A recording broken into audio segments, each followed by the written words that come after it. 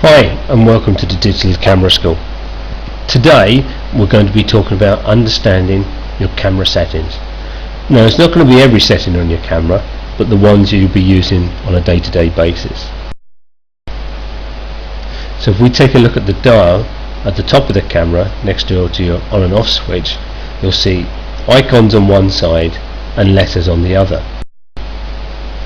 Now not all of your cameras will have the same icons or letters, but they will be very similar.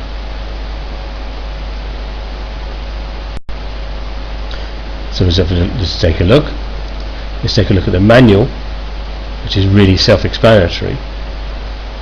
The camera will be set into manual, and you will have to set the aperture, your ISO, and your shutter. Now, if you're not clear of what these do at the moment, if you go to the next modules, you will find in great detail an understanding of your aperture and ISO and your shutter. Moving on to AV, some of you will have AV, some of you have A, but it just means aperture or aperture value. So you will have to set the aperture, and the camera then will set your ISO and your shutter. Moving on to TV, now some of you will have TV, which is time value, okay, or some of you have S, which is shutter. But at the end of the day, you will have to set the shutter, and the camera then will set the ISO and the aperture. P, again self-explanatory, it's fully programmed, but it will give you the flexibility to change your ISO. Changing your ISO is basically changing the sensitivity of your memory card. Moving on to the green square, some of you just have a green square, some of you have just a green A, some of you have both. And basically it's auto, and it's fully auto. So the camera will set your ISO, your shutter, and your aperture.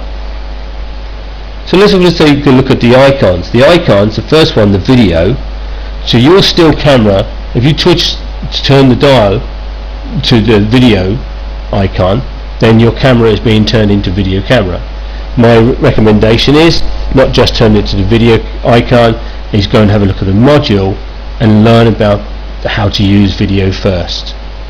Okay, so the first icon on the major ones is the picture of the head, and that's basically portrait. And all that's doing is choosing the best aperture, which will give you the smallest depth of field, and the ISO and the shutter. Then if you go to the mountain basically is, if you're taking a picture through glass, so if you're on a holiday and you're on a coach and you take a picture through the glass of the coach window, sometimes the coach window can be a little bit dirty, and what will happen is the autofocus will focus on the window and not take that picture that you're looking for. But if you switch it to the mountain, that will allow you to do that. And all that's doing is changing it to infinity. That moves us on to the flower. Again, slightly self-explanatory. It's very for close-up work, or what we want to call macro.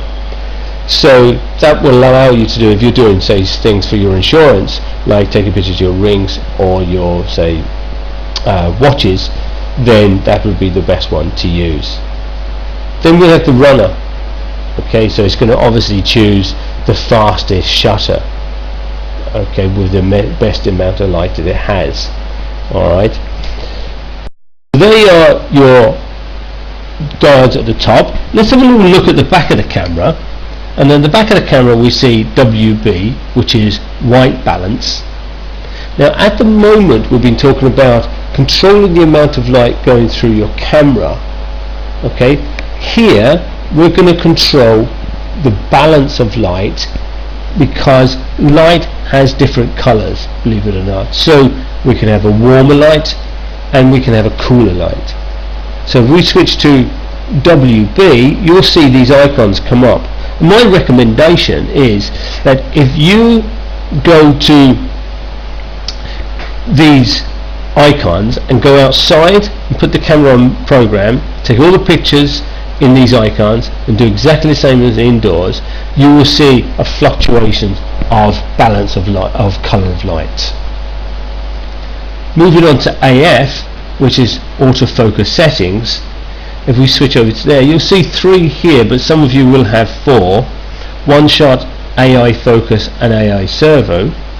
Again, one of our modules does cover that because there's a little bit more detail than it needs to go in this module. Okay, so that's your camera settings that you'll probably use on a day-to-day basis. I hope that's helped.